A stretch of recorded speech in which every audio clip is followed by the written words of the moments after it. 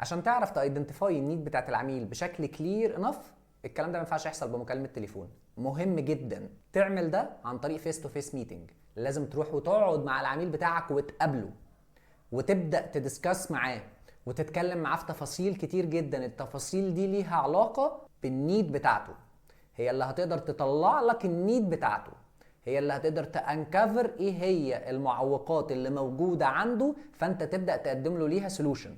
في المرحله دي بنعمل برزنتيشن.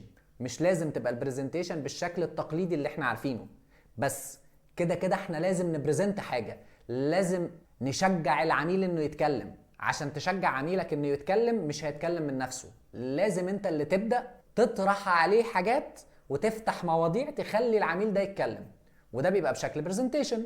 ايه هي التشيك ليست اللي المفروض تمشي عليها في المرحله دي عشان تقدر تطلع النيد بتاعت العميل؟ اول حاجه بالنسبه لنا لازم تديزاين الكويستشنز بتاعتك وتبدا تسالها. تاني حاجه تايدنتيفاي الموست كومن بين بوينت، بناء على الاسئله اللي انت سالتها تبدا تعرف ايه هي البين بوينت او المشاكل اللي موجوده عنده. تالت حاجه لما هتعرف المشاكل دي هتبدا ترجع شركتك وتنجيج البرودكشن تيم اللي موجود عندك عشان يبدا يديزاين السولوشنز اللي ممكن تساعد العميل. رابع حاجه ايه هي البيست سولوشن اللي ممكن يفولفل النيد بتاعت العميل. خامس حاجه سيل فاليو.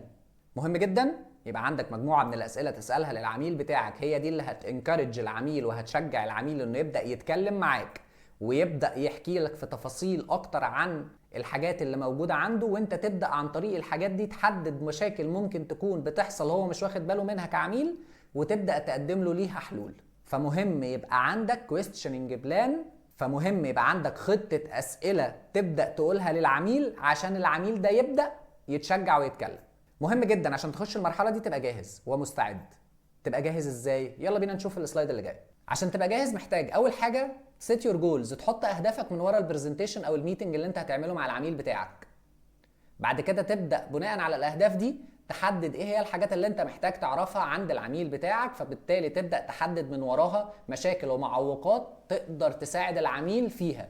بعد كده تبدا تحط الاسئله بتاعتك اللي هتسالها للعميل عشان تبدا تحقق اهدافك وتتعلم وتعرف الحاجات اللي انت عايز تعرفها عن العميل، وتبدا تبراكتس السيناريو وتتدرب عليه بشكل كبير جدا وتستعد. ولازم تخلي بالك ان انت في المرحله دي انت ما بتبيعش. اوعى تتسرع وتتهور في المرحله دي وتبتدي تبيع للعميل، لا، انت رايح بس عشان تسمع، انت رايح بس عشان تفهم، انت رايح بس عشان تايدنتيفاي النيد، تفهم ايه هي مشاكل العميل. انت مش بتبيع، انت بتفهم، وبناء عليه انت كلامك وبرزنتيشن بتاعتك واللانجوج بتاعتك طول الوقت ملهاش علاقه ببيع، هي ليها علاقه بفهم مشاكل موجوده عند العميل.